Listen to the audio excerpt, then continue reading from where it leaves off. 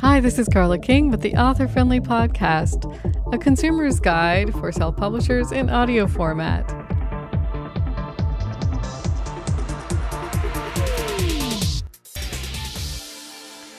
Today we're going to explore the capabilities of Smashwords, arguably the largest distributor of ebooks in the world. If you've been around self-publishing at all, you've probably heard of them. We're going to talk with Mark Coker, who founded Smashwords 10 years ago in 2008.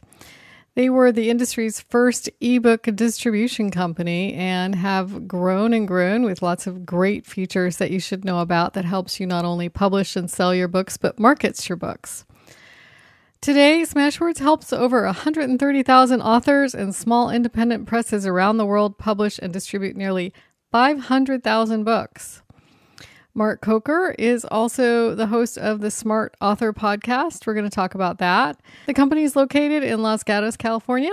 I always enjoy talking with Mark, and this time is no exception. And in fact, I thought I knew a lot about Smashwords, but I learned a lot. So I'm looking forward to sharing that with you. Lean back and enjoy this next half an hour and get ready to publish. Hey, Mark. Welcome to the Author Friendly Podcast. It's great to have you here. It's great to be here. Hey, for people who don't know much about Smashwords, could you just give us a quick summary of what you do for authors and why you even thought of creating Smashwords? Well, the Smashwords story started almost 15 years ago. My wife and I wrote a novel about the soap opera industry. We were repped by a top literary agent, and the agent couldn't sell it to the major publishers of commercial women's fiction. And it was that experience trying to publish our own book that opened my eyes to how the publishing industry works. And I learned that publishers are typically looking to acquire books that they think have the greatest commercial potential. And I had this crazy idea that all books are worth publishing. And so that's how I got this idea to create Smashwords. So Smashwords is a free ebook publishing and distribution platform. So we make it fast, free, and easy for any writer in the world to self-publish an ebook, and then we distribute that ebook to most of the major retailers of ebooks and also major library platforms. Great. And then you've been around for 10 years now. In fact, you're the first self-publishing platform I ever heard of back in 2008. So followed quickly by Amazon. Well, Amazon actually beat us to market with a self-publishing platform. They introduced theirs in 2007. Okay. So we introduced ours in 2008. But we distributed our books to other retailers, and Amazon doesn't do that. That's true. So 10 years later, also, you've just launched the Smart Author podcast, a long time in the works, I think. What is that all about? Yes. Well, I've been, in the course of my work for Smashwords, I've been doing workshops around the world teaching authors how to self-publish ebooks. And a few years back, I added up probably all the people that I've spoken in front of, and maybe it's 2,000 or 3,000 people. It's a lot of people. But then I realized there are a lot more authors out there in the world that would never have a chance to attend any of these talks. So I thought, well, maybe if I put this in podcast form, my information would be available to more people. And so that was the general idea behind it, just making best practices information available to a broader audience of authors and prospective authors. So it's meant to be a master class. So I teach you how to publish an ebook from the very basics to more advanced topics.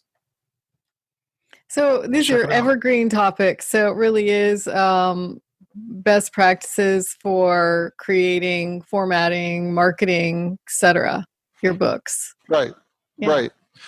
Yeah. And I know you pull a lot of data in there because you have 10 years of data on what what helps what authors succeed and why they're succeeding. So I really appreciate that data.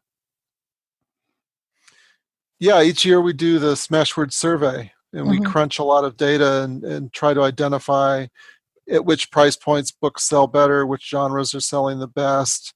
Do books that are launch as pre-orders sell more copies than those that don't? Things like that. Do free series starters work?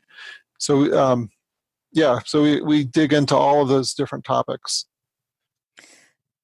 And so, since you founded the company, a lot of other ebook aggregators have popped up, but I've been watching you roll out new features year after year after year that really differentiate. I'd like to go through those features, maybe one by one, maybe starting with, I don't know, some of the marketing features, coupon manager, merchandising support, etc. Sure. So when I first launched Smashwords, the original idea was we would help authors self-publish their ebook, and then we would help them sell it in the Smashwords store. And that was 2008. And then in 2009, we began distributing our books to other retailers. But the Smashwords store has always been an integral part of our business since we launched. And early that first year that we launched, we introduced a feature called Smashwords coupons. So this would allow authors to create private coupon codes that they could give away to book reviewers or to friends or family for cents off, dollars off on your book. And we thought that was a really fun feature, and it was really popular with our authors. And then in the years since, we've added other capabilities to that coupon feature. So now it does some really cool things. So if right now you can still create private coupons. So the only people who will see the coupon code are the people that you give it to. We also have a feature now called public coupons. You can choose to make your book public, your coupon public, and your book will appear in the Smashwords store with a list that shows, or with the notation that shows that it's on sale. And you can also enroll it in our automated merchandising feature called Special Deals. So every day you can go to the Smashwords homepage and see which books are on sale. And these are books that are only on sale at the Smashwords store. So those are some really fun coupon tools. Let me just go back up on the coupons a little bit. Yeah. So a lot of authors are experimenting with Facebook ads and coupons for their email subscribers. So if I was running a Facebook ad, would that be a private or a public coupon? It could be your choice. Oh, yeah? So a private coupon, yeah. So with a private coupon, you control who you give it to. And if you decide to put that coupon code on Facebook or on Twitter, then you're making it public to people. But with a public coupon, visitors to the Smashwords store will see that your book is on sale, and they don't have to enter the coupon code in. There's another coupon feature that we introduced in the last year and a half called metered coupons. So if you want to run a promotion online and say, okay, the first 20 people to download your book get it for free, you can use the metered coupon feature. So you can set a limit to the number of redemptions. I had no idea about that. Thanks. Yeah, it's fun and it adds urgency. So your readers, act now before they miss this special offer. That's awesome. What's called scarcity marketing, right? Yes. So what are some of the other features that we wanted to talk about? I have a list of about 15, actually. We don't need to go into all of them. Well, were you looking at Smashwords interviews? The Smashwords interviews are great. I recently filled out more of mine. I had given answers to just maybe 5 questions, and I think now I've answered 20. Oh, okay, great. Yeah. So Smashwords interviews is a self-serve interviewing tool. So now you can interview yourself. You can tell your readers the story behind the author, the story behind the publisher, and just connect with your readers on a completely different level. So it's a fun tool. And we give you a list of about 20 canned questions. And if you don't like our questions, you can modify them or you can invent your own. So ask yourself anything. Do you get a lot of hits on those? Yeah, some customers do. In the new Smashwords survey, the 2018 survey, which I'm here in Reno working on right now, we're going to see if there's some correlation between the presence of an interview and higher sales in the Smashwords store. I don't know what the answer to that question is yet. Check back in a couple of weeks. Let's talk about the pre-orders. Yeah, pre-orders are probably one of the most powerful marketing tools available to indie authors, and they're also the most underutilized tool. in our 2017 Smashwords survey, we found that only about 12% of indie authors were releasing their books as pre-orders. Yet when we looked at the sales data for the year, we found that the pre-order books were vacuuming up all the sales. Like in some cases, over 50% of a genre's sales are going to the books released as pre-orders. So in the new 2018 survey, which I'm working on now, we're going to dig a little bit deeper into some of those numbers. So we found a lot of evidence that really shows without a shadow of a doubt that every author should release their book as a pre-order, and if you don't, you're leaving readers and money on the table. But hopefully this year we're going to dig a little deeper and understand maybe some of the other factors that are involved in making a successful pre-order, like possibly, the length of runway. How many days is the pre-order available for readers? And you have something called an asset list pre-order, which means that your book doesn't have to be finished yet. Because on a lot of platforms, your book has to be fairly well finished before you put it on for pre-order, or when the customer orders it, they're likely to get the unfinished copy, which is very scary. Yeah. So, when retailers and distributors are talking about books and the components of books, we refer to these things as assets. So the cover is an asset, the manuscript is an asset, the metadata is an asset. So an asset list pre-order is just a book that doesn't yet have all its assets. So it may not have a cover image, it may not have a manuscript yet. And so this tool, this capability allows you to set up a pre-order at Smashwords up to a year in advance. And of course, when we set up the pre-order, we're setting up your pre-order for you at Apple, Barnes & Noble, and Kobo.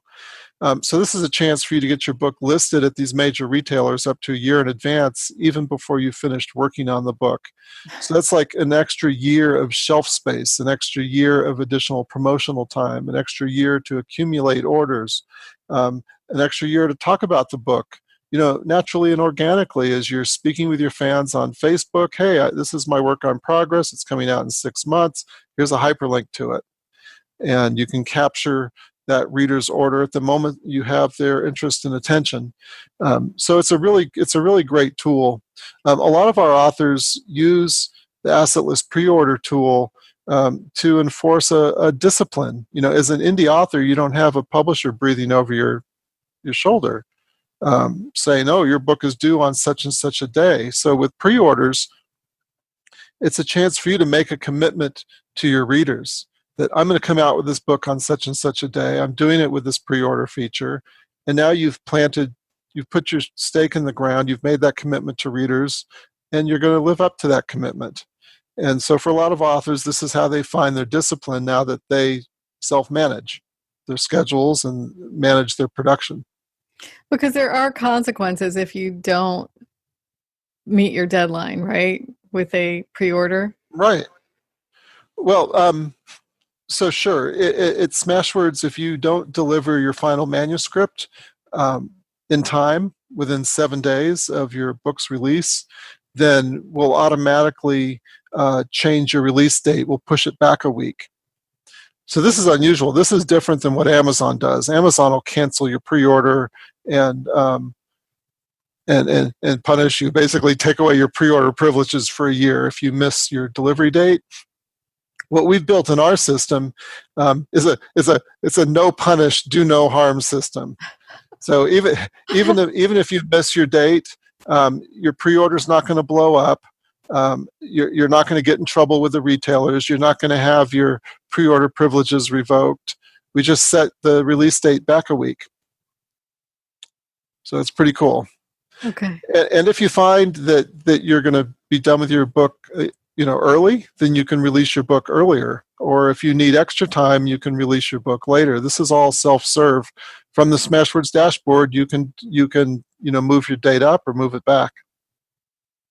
That's great. And then if for authors who are writing series, which you always say is a great idea, you have a series manager. So maybe you could talk about why it's a good idea to create a series and pricing of that series and how that gets managed and displayed on the Smashwords site. Sure. So the authors who are earning the most money are writing series. Series books on average sell more copies than standalone books. And I think the reason for this is that readers get invested in the characters and the story, in certain characters and in a storyline. And once they're invested, they're more likely to continue the series and read the next book and the next book and the next book.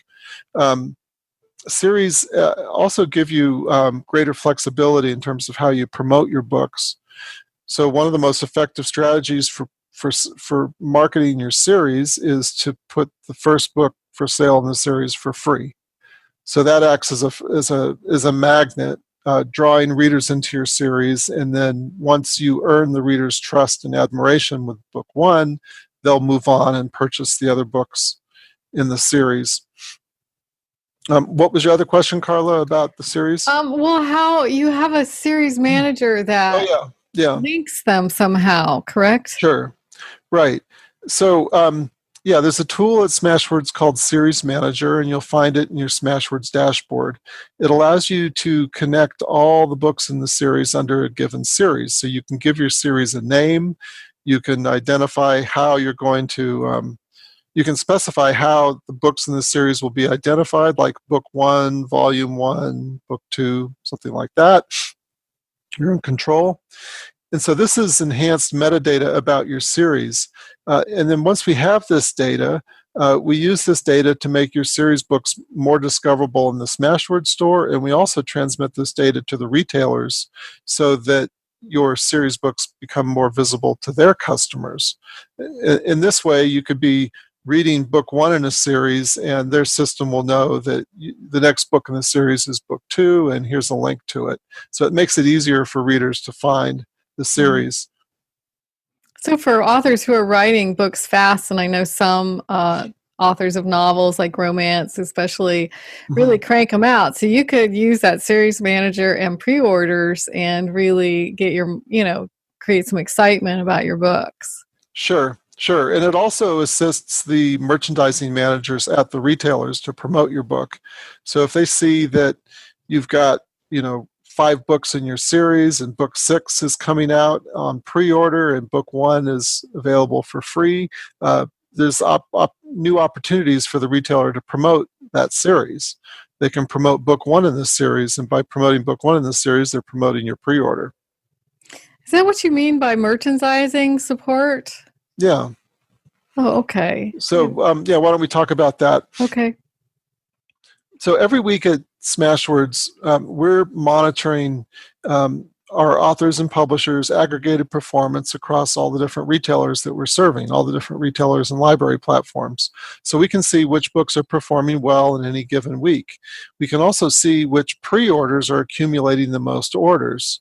And so every week what we do is we'll look at this data and we'll aggregate it into a spreadsheet. We call it the Smashwords Hot List. And this is a spreadsheet of our top performing pre-orders and our best-selling titles and best-selling box sets over the prior week. And this is all based on audited sales data. So it's not, based on some author saying, oh, I'm the number 1 bestseller over at this other retailer. This is based on hard data. So we aggregate this data into a spreadsheet, and then we share this data with the merchandising managers at these retailers. So the retailers use this data to identify books that are worthy of extra promotion. So if you go, for example, to the Apple iBook store, look at their homepage, all the books that are featured on that page are featured by their merchandising team. Their merchandising team is selecting which titles to promote and recommend to their readers. So the retailers look to Smashwords, look to distributors like Smashwords for these merchandising recommendations, because we have access to data that they may not have access to. Mm-hmm. So to the extent that your Smashwords book is selling really well at Kobo and Barnes & Noble, when we see that data, it helps us promote your book to Apple. Great. Well, I mean, there's lots more we could dive into, but this is just a short podcast. So I just quickly like to review how to get your book into the Smashwords store. You take a Word file, and what do you do? Yeah. Yeah, it's really easy. So first you sign up for an account at Smashwords, just smashwords.com. It's free. And then the confirmation email that we send you will tell you what your next steps are. Most authors will upload their manuscripts as a Microsoft Word document. If you download the free Smashwords style guide at Smashwords, it'll teach you step by step how to professionally design and format your manuscript.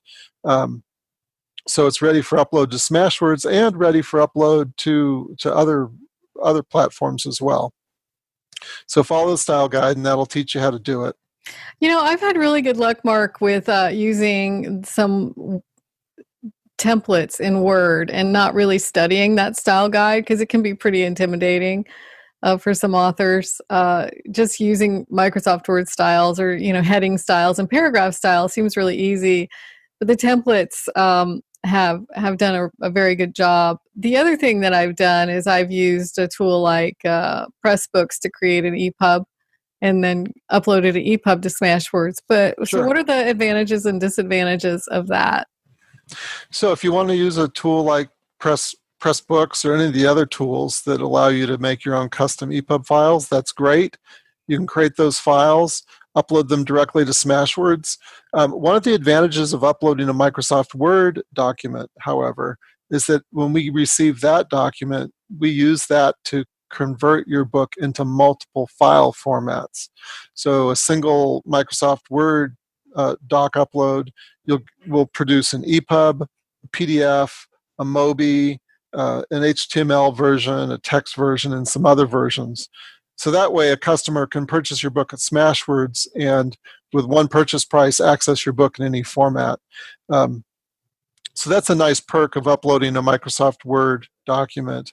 But if you want to use one of these other tools to create your own custom EPUB, you can do that, and you can even do both. Oh, you can? Yes, you can do both. So let's say you love using Microsoft Word to get all these different file formats, but you can create your own beautiful EPUB using one of these other EPUB tools. You can first create the book with your Microsoft Word, and then you can, after the book's up at Smashwords, you can click Upload New Version and upload your EPUB file only, and tell us to use your EPUB and not the one that we created for you. Nice, because a lot of people like to do special formatting, nice fancy headers, and okay, that's good to know. I think I'm actually going to do that with my next nonfiction book. Awesome. Cool. What else? So many other things. Do you have anything else you want to say about Smashwords before we go into where we can find you all over the interwebs? Oh, let's talk about just distribution. Well, we do have that. We have huge distribution. Sure. Yeah. So distribution's always been really important to the success of an author or a publisher. Back in the old days of the publishing industry, when it was a entirely print-centric business, when you got broad distribution from a publisher, it was a day of celebration, and then once your book started disappearing from distribution, it was a day for remorse. So distribution is equally important in the ebook world. Starting in 2009, we began opening up sales channels to self-published ebooks. So when you upload your book to Smashwords, we'll distribute it to Apple iBooks, which is the world's second largest global seller of books, Barnes & Noble, Kobo. We'll distribute your book to public library platforms like Overdrive, Baker & Taylor Access 360, Cloud Library, Adio. We've always been broadening our distribution network, and it's one of the great things about working with a distributor is that you upload your file once, and from a central console, you can manage it. So manage all the metadata. If you want to change the price, you do it once at the distributor, and that propagates out to all the other retail sales channels. If you want to update your cover image, if you want to change your book description, you do it once at the distributor, and then we propagate it out everywhere. And also with the distributor, you get aggregated sales reports, aggregated payments, aggregated tax accounting. That's nice. All centralized, so you don't have to go to all those different platforms. And for that, you charge. So platforms each charge a fee, and you charge a little bit on top of that, right? What are those fees like? Yeah, so retailers typically take 30% of the list price as their cut, and then Smashwords will take 10% of the list price as our cut. So let's say you're selling a book for $9.99. You're going to get about $6. The retailer is going to get about $3, and Smashwords will get about $1. That's how it works. Then I don't have to hire an accountant. Yeah, you don't have to hire an accountant. You don't have to hire a personal assistant. Yeah. It's one thing I notice. A lot of authors make their publishing business more complicated than it needs to be. There are a lot of efficient services out there like Smashwords that can provide a lot of value for very little cost. Exactly. And you were going to say one more thing before we went to where we can find you. Yeah, audiobooks. Oh, of course, audiobooks. So audiobooks, fastest growing segment of the publishing industry. Yeah. And as you know, we did a deal with Findaway a couple months ago. That's right. So now Smashwords authors can click a button and deliver their ebook and their metadata directly into the Findaway platform and begin auditioning narrators. Some authors will open the Audacity program, like I love, and narrate it themselves, but you have to have some special know-how to do that and a very strong voice. My voice gives out halfway through a chapter. Yeah. Yeah. Well, I love Audacity too. That's what I did the Smart Author podcast in. So where else besides Smashwords can we find you on the web? Smashwords.com and blog.smashwords.com, correct? And you can subscribe to that. Yeah. So the Smashwords blog has a subscription option, so you can get it via email. You can find me on Twitter, Mark Coker, MarkCoker, and same address on Facebook and LinkedIn, Mark Coker. Great. And to close, I'd just like to ask you to share a single best tip for self-publishers or some takeaway that you'd like authors to think about to improve their publishing business. Look at your publishing calendar for the next 12 months, and everything you plan to release in the next 12 months, get it on pre-order now. That's a great action item, Mark. Thanks so much. You're welcome. So get to work, Carla. Carla. Set a good example for your listeners. I am so scattered. Because remember, at Apple, all of those orders that you accumulate, those pre-orders that you accumulate, credit toward your first day's sales rank. Right. This is your chance to be the number one best-selling travel author at Apple. Okay. I'm convinced. Get the pre-order up and then promote the hell out of it. Thanks a lot, Mark. Thank you, Carla. So that's it for now. I hope you'll listen in on the next episode of the Author Friendly Podcast.